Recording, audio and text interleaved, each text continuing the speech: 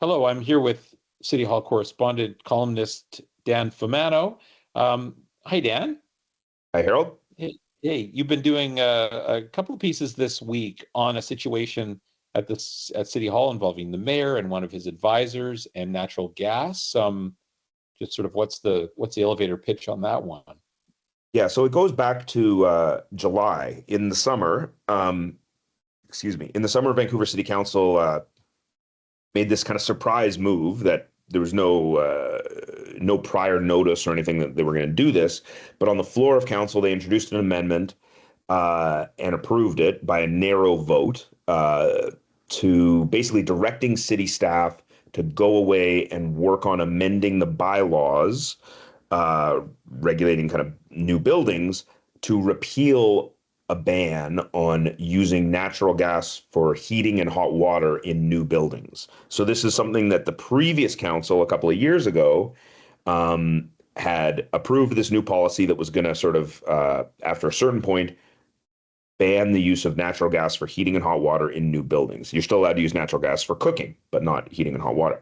And the idea was to reduce pollution, carbon pollution emissions going forward. It's part of the city's kind of climate goals. So anyway, the current council in July gave this surprise direction that, caught the public off guard. People did not know this was coming and quite upset some people. Other people applauded it, of course, and some people were upset. But we didn't know at the time, I don't think it was widely known in the public, that the mayor's senior advisor, David Graywall, who last year was the highest paid employee in the mayor's office, he's also concurrently the director of two different privately held natural gas companies based in Vancouver.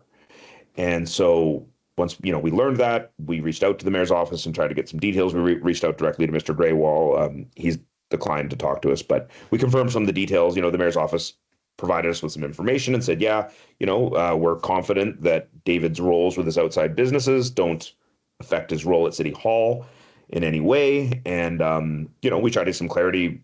Was he involved at all in these discussions around natural gas policy, or did he recuse himself? Did he separate himself from anything to do with that?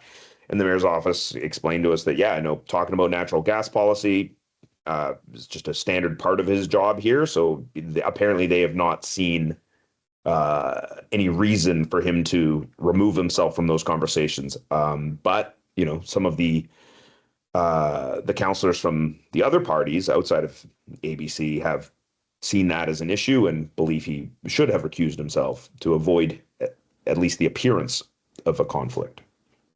Right. Now, whether it is a conflict, that is something that would be determined by whom? My understanding is that it is the city's auditor general who investigates potential conflicts or other kinds of serious misconduct by city staff. So the city has an integrity commissioner who's an outside independent lawyer, and she investigates complaints regarding possible conflicts involving councillors and the mayor, so elected officials. So the integrity commissioner, which is a relatively new office, it was just created a few years ago, she investigates complaints about conflicts by politicians, but the Auditor General, which is also a relatively new office that was just created a few years ago, his office investigates complaints, whistleblower reports, or anything like that that involve serious misconduct with city staff. Do you know if the Auditor General, or if they do that on the basis of only if they receive a complaint, or are they proactively looking? Like, would he look at your story and decide that there's grounds to investigate? Well, I don't know if he would think there's anything in my story that's grounds to investigate, but my understanding is that they can respond to complaints, whether it's from maybe a staff member blowing a whistle on another staff member, or members of the public. So they can respond to reports or complaints that are filed. But I believe the Auditor General can also initiate their own investigations. With some exceptions, they're actually not allowed to do audits of certain bodies like the library without the invitation of because it's got its own independent oversight body. Anyway, that's a bit of a digression, obviously. Okay. But my understanding is, yes, the Auditor General can, I believe, initiate their own investigations if they see fit. And they actually don't take direction from council. Council can ask them to look at something or other, but the Auditor General doesn't take direction from it. It's set up that way specifically to have that level of independence. Okay. And so do you know, was the Auditor General in a position to tell you whether he's investigating Mr. Grewal? No, I asked him, and his name is Mike McDonnell, and he told me yesterday, Wednesday, he said, to his knowledge, his office has not received any complaints at all involving Mr. Grewal. So there's no indication that there are complaints about this at all. There have been people, in the public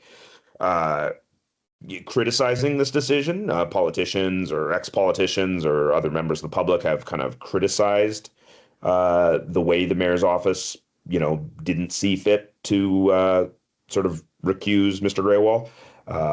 Just yesterday, I spoke with the former mayor of Toronto, David Miller, who now works in sort of climate policy, climate city policy stuff. And anyway, he was commenting just in his role as the mayor of Toronto. He said the facts that he's seen reported, it certainly seems to him like a conflict of interest. And if you say that, well, the impact on Mr. Grewal's business, it'll be relatively small or it won't be a huge impact on his business. To Miller's mind, that doesn't matter. It doesn't matter if it's small or big. If it makes an impact, it's an impact. Right. And that was Miller's view, but obviously the mayor of Vancouver has taken a different view of this, and his staff are comfortable that there's no problem.